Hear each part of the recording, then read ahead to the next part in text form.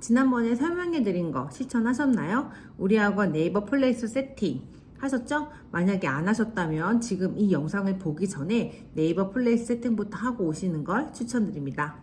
안녕하세요. 리드미스 유아음학원 원장 원정향입니다. 학원을 운영하고 계시는 원장님이라면 나의 가치를, 나의 학원을 알려야 한다고 말씀드렸어요. 그리고 그 방법은 마케팅이라고 제가 얘기했어요. 자, 돈도 안 들고 인풋 대비 아웃풋이 큰 이 SNS 마케팅을 꼭 하셔야 돼요. 그래서 우리는 뭘 해야 된다? 맞아요. 네이버 플레이스, 네이버 블로그, 인스타 이 세 가지는 무조건 해야 한다. 자, 오늘은 블로그 글을 어떻게 써야 하는지 설명을 드릴 거예요.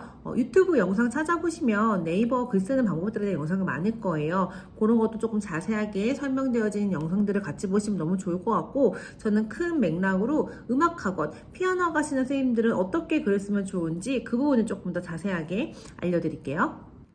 자, 글을 쓰시기 전에 뭘 하셔야 되냐면 우리는 지역을 기반한 사업이에요. 그러니까 예를 들어 내가 만약에 학원이 강남에서 하고 있어요. 그럼 내 글을 부산에 있는 학부모님들이 읽는다고 해서 광고 효과가 있는 건 아니잖아요. 자, 그래서 글을 쓰실 때 이 제목이 중요한데, 제목에서 그 키워드를 어떻게 잡을 거냐면 우리는 지역을 기반한 사업이기 때문에 반드시 제목 앞에 키워드를 잡으실 때 그 키워드에 지역명이 들어가야 돼요. 자, 이제부터 나는 학부모다 라고 생각하고 상상을 한번 해볼게요. 자, 우리 아이가 피아노 학원을 다니고 싶다고 해요. 그래서 우리 동네에 어떤 학원이 있나 궁금해졌어요. 그럼 어떻게 할까요? 맞아요. 네이버를 켜겠죠. 네이버를 켜고 자, 이제 검색창에다가 검색을 할 건데 어떻게 검색어를 입력할까요?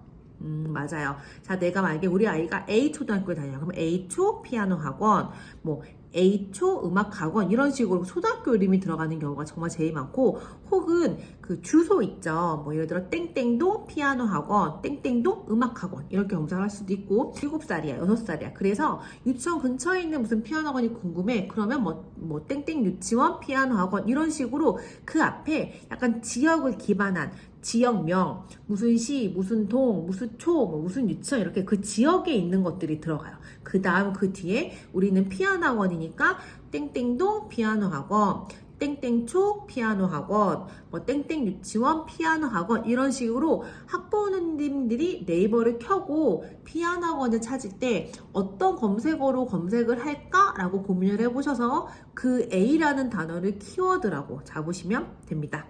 그래서 네이버에 글을 쓰실 때 제목에 우리 학원 이름을 맨 앞에 쓰는 게 아니라 제가 방금 말씀드린 그런 키워드를 맨 앞에 키워드로 잡고 그 뒤에다가 제목을 쓰는 거야. 학부모님들이 네이버 창을 켜고 무언가 검색어를 적었을 때 우리 학원이 딱 뜨게끔 하는 게 그 키워드예요. 자, 키워드를 잡았어요. 자, 그런데 내 글이 첫 번째 페이지에 있다고 해서 무조건 다 클릭을 하는 게 아니에요. 왜냐면 키워드 옆에 쓰는 그 제목이 또 중요하거든요. 그런데 이 제목을 후킹이라고 하죠. 내 글을 누르고 싶게끔 확 끌어당기는 그런 제목이 중요해요. 이때 궁금증으로 뭔가 유발을 하거나 이걸 모르면 내가 손해일 것 같은 그런 제목이 사실은 후킹이 되기 좋거든요. 그러니까 사람들은 무언가를 얻는 것보다 읽는 것에 대한 게 더 두려움이 크기 때문에 뭐 이거 모르면 망합니다. 좀 자극적인 뭔가 손해를 보는 듯한 이런 제목들이 후킹이 잘 되긴 하거든요. 그런데 우리는 교육 사업을 하잖아. 그래서 개인적으로는 이렇게 약간 부정적인 제목으로 후킹이 되는 걸 별로 권하지 않아요. 그럼 어떤 제목이 있을까요? 예를 들어 이렇게 쓸 수 있겠죠. 뭐 8살 초등학생이면 꼭 음악을 배워야 하는 이유, 뭐 8살이라면 초등학생이라면 꼭 땡땡땡을 배워야 합니다. 이런 식으로 뭔가 궁금증을 유발하거나 뭐 정보를 준다거나 이런 식의 제목을 쓰는 거예요. 이때 예를 들어 제목이 초등학생이라면 꼭 음악을 배워야 하는 이유, 이런 좀 막연한 것보다 뭐 피아노를 배워야 하는, 음악을 배워야 하는 한 가지 이유, 뭐 세 가지 이유 이런 식으로 좀 숫자로 명확하게 표현해 주는 게 좋고요. 제목은 너무 길지 않게 15글자 안으로 적어주는 게 좋고, 짧으면 짧을수록 훨씬 더 좋습니다. 자, 그럼 이제 키워드를 잡고 후킹이 되는 제목을 적었어요. 그러면 클릭을 해서 내 블로그에 들어왔겠죠. 그럼 이제 우리는 어떻게 해야 되냐면 학부모님이 내 블로그에 들어와서 나가지 않고 스크롤을 계속 내릴 수 있도록 해야 돼요. 그때 제일 중요한 건 바로 공감입니다.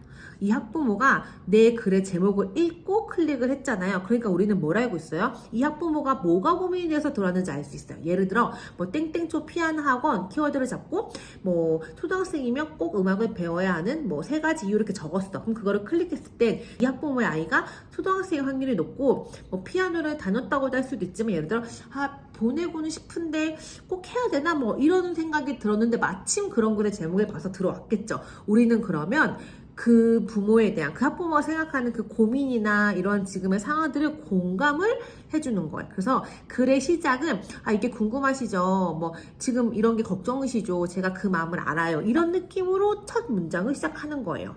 그래서 글을 읽어내리게끔 하실 때는 그 학부모님이 글을 읽으면서 맞아, 내가 지금 이런 고민이 있어, 이런 걱정이 있어, 그런데 이렇게 하면 된다고 라고 해서 내가 이 학원을 보내면 내가 지금 갖고 있는 이 고민이, 이 문제점이 해결이 될 것 같은데 라는 생각이 들게끔 글을 써 내려가셔야 돼요.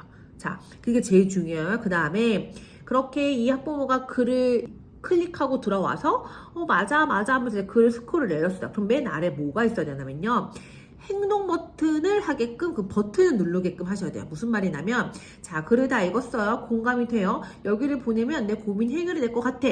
좋았어 하고 나가게 하시면 안 되고, 자, 여기를 보내. 네 아이가 나한테 오면 너가 갖고 있는 이런 문제점이 해결이 될 거야 라고 이제 뭐 문제 해결을 할 수 있는 내가 그런 해결책을 제시했어요. 그런 다음에 자, 그럴 것 같지? 그럼 이제 어떻게 여기로 전화를 하세요 라고 해서 그 행동을 하게끔 그거를 만들어 주셔야 돼요. 그러니까 예를 들어 뭐 이렇게 글을 읽었으면 전화하겠지? 절대로 아니에요. 고객들은 생각보다 내가 뭘 원하는지도 모르고 어떻게 해야 되는지를 모르기 때문에 이거 하세요 라고 그 길을 행동을 하나하나 시키셔야 돼요. 그래서 그렇게 글을 잘 쓰셨으면 맨 아래에다가 전화번호 남기셔서 뭐 궁금하신 사항이 있으시면 뭐 땡땡땡으로 전화 주세요 라고 하는 그런 멘트들 있죠. 그걸 반드시 걸어 놓으셔서 이게 바로 행동 버튼이에요. 이거를 행동하게끔 하는 그 버튼을 만들어 주시고, 또 하나 중요한 건 아래에다가 우리가 지난번에 만들었던 네이버 플레이스 있죠.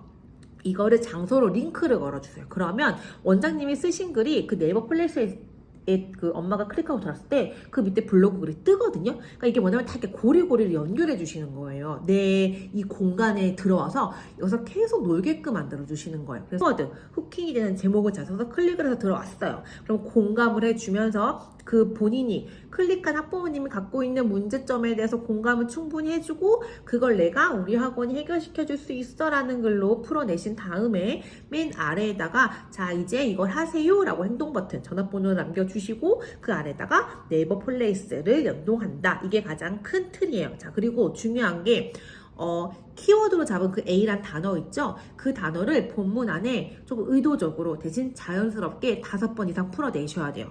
그래야 그 글이 검색을 했을 적에 딱 걸리게끔 되기 때문에 키워드를 내가 머릿속에다 넣고 내 글에 5번 이상 나오게끔 의도적으로 적는다. 이게 제일 중요하고요. 또 하나, 글만 뚜루룩 쓰시는 게 아니라 글 중간중간에 사진도 좀 넣어주신다. 이때 네이버 플레이스에서 말씀드렸던 것처럼 우리 학원의 모습이라든지 아이들을 즐겁게 수업하는 모습, 그 다음에 나에 대한 가치 입증, 예를 들어 제가 어디에서 뭐 나가서 뭐 강연을 한다거나 뭔가 아이들 앞에서 수업을 한다거나 뭐 이런 식의 것들 있죠. 그런 사진들을 넣어서 가치 입증을 하고 뭔가 학원을 알리는 것도 있지만 더 중요한 건 가독성이 조금 좋게끔 하는 거예요. 글만 빼곡하게 읽는 거랑 중간중간에 사진이 들어가는 거 읽는 사람 느낌이 좀 다르거든요. 그래서 가독성을 위해서 중간중간에 사진 넣으시고, 또 제가 좀 중요하게 생각하는 건 핸드폰으로 많이 보지 노트북으로 보지 않잖아요. 그래서 이 핸드폰의 폭이 좁잖아요. 그러니까 줄을 쭉 쓰지 마시고 좀 가운데 정렬을 하셔서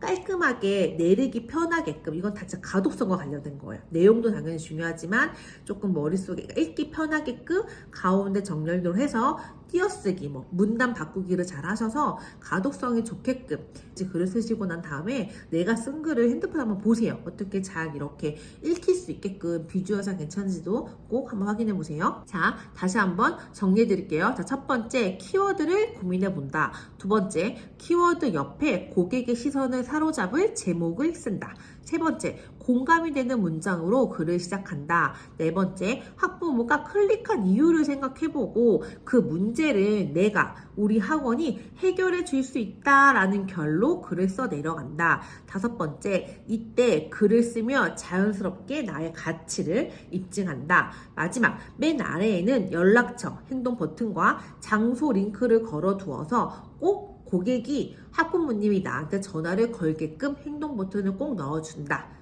이렇게 정리를 해볼게요. 추가로 또 하나를 말씀드리면 해시태그 있죠. 저는 개인적으로 그 해시태그보다는 키워드를 잘 잡고 후킹이 되는 제목과 글의 내용이 더 중요하다고 생각하는데, 해시태그를 다실 때 많이 하시는 실수가 뭐냐면, 내가 본문에는 어떤 내용을 적어요?